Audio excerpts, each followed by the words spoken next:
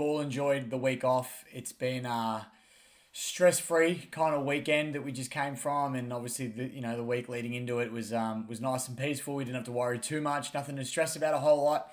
With no games being played, gives our boys a good chance to rest. But the week is here. It's Wednesday, the day of recording, and release day of the video, and Thursday we're playing. So it snuck up real quick, that Thursday night fixture. We're playing away up at the Gabba, obviously against the Lions, and it's going to be a big game. Teams notoriously this season have not been winning coming straight off the bye. Brisbane are in good form. We're playing them at their home deck, and we're coming off the bye. So there's a lot going against us for this game, but we do play the Gabba well. We won a flag there. We've beaten Brisbane there in finals before. We very nearly beat them in last year's finals. So I'm not overly intimidated by Brisbane, but I think it's going to be a real tough game nonetheless. But I'll get into it quickly, just a few little things about the Lions that I think we've got to worry about. Their setup at the moment, the way they're setting up at the back half of the ground is really impressive at the moment. They've got a very solid back line. They're number one from scores launched from intercepts, which is something that we've normally been pretty good at, but they're sort of number one in the competition at the moment. Their main game is to win it around the stoppage and then just hit you with repeat inside 50s and just absolutely wear teams down. And we saw it last Friday night. That's what they do. They just hammer it in there. They might not score every time, but as soon as you think you're about to get it out, they kick it back in, and it just wears teams down eventually. So I think we're going to be really aware of that and try and, find other outlets outside of their forward 50 and outside of our back 50 to get it up to our end of the ground, because that's what they're really good at, is just wearing teams down. They're number one from centre clearance success rate. So success rate, I mean teams that either kick goals from the centre clearance or find a target inside 50 for a set shot, those sorts of things. They're number one in the comp for that. And they're number two for time inside their forward half. So there's plenty there that they're very, very good at. But there's plenty there that we can also work around and I think use to our advantage. They're good with having the ball inside their forward half. If we can minimise that time in there, then they don't get those repeat inside 50s and they don't get a chance to wear us down. So obviously it's easier said than done. But no doubt our coaching and our boys are all over that. So we'll have to wait and see. But yeah, well, Brisbane are an incredible side. They've been very good. They can't win away from the Gabba. A lot of people say they can't win in Melbourne, I should say, at the G. But we're not playing them there. We're playing them at the Gabba. We've had some good run-ins with them there in the last few years. And just, I wish we were playing them at the G. I'd have a much better feeling about it. But we can't let the ground and where it is sort of take away from it too much. But let's talk about some of our boys.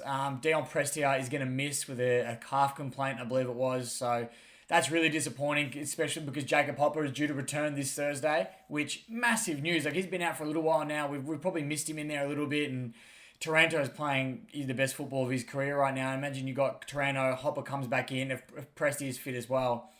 It's a very good midfield group that we've got there, but it's almost like a straight swap now, Hopper for Prestia, if you look at it like that. So Prestia will miss, unfortunately, but Hopper is a very, very good chance to play and to start, which is great news. It'll be good to have him back. You don't have to talk too much about the rest. We know what we're going to get from the rest of the boys. I think Ryan Mansell's still missing weeks due to the suspension, so he won't come in. I presume Maurice Rioli will keep his spot. He was a little bit quiet against the Saints, but I guess that forward 50 pressure in that small forward is something that we do need and we are lacking. And with Mansell out of the side, I feel like Rioli is sort of our only option around there. What else? Who else could come in and play that role? Now I'm trying to think off the top of my head. Look, does Cumberland come back in for another shot? I know he's coming off a bit of an injury, so maybe not. They haven't looked too favourably upon him recently, but last time we played Brisbane at the G anyway, I think he kicks 5 or 6, Cumberland, so maybe he matches up well against Brisbane. Not sure.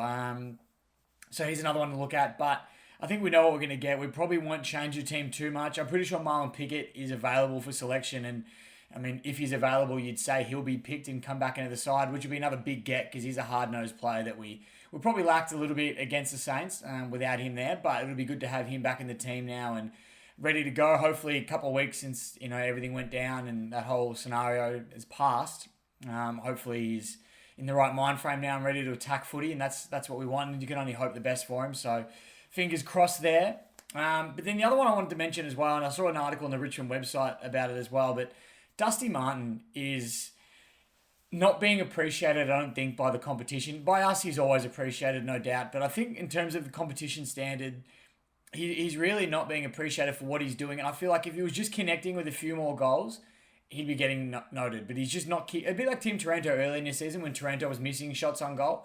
He's cleaned that up now, and everyone's starting to recognise him because he's getting his 38 and 2-3 goals. You know what I mean? So I think Dusty is this far away from hitting that. But at the moment, he's averaging 21.9 disposals, 8.8 contested possessions, 4 marks, 4.8 inside 50s, a goal, 6.7 score involvements, and 354 metres gained per game. That's his average so far.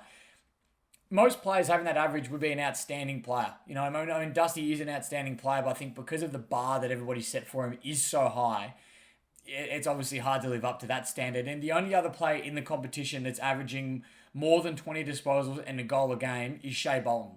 So if you've got two of those blokes in the same team, we're not doing too badly at the moment. And here's another one that's been absolutely unreal the last few weeks.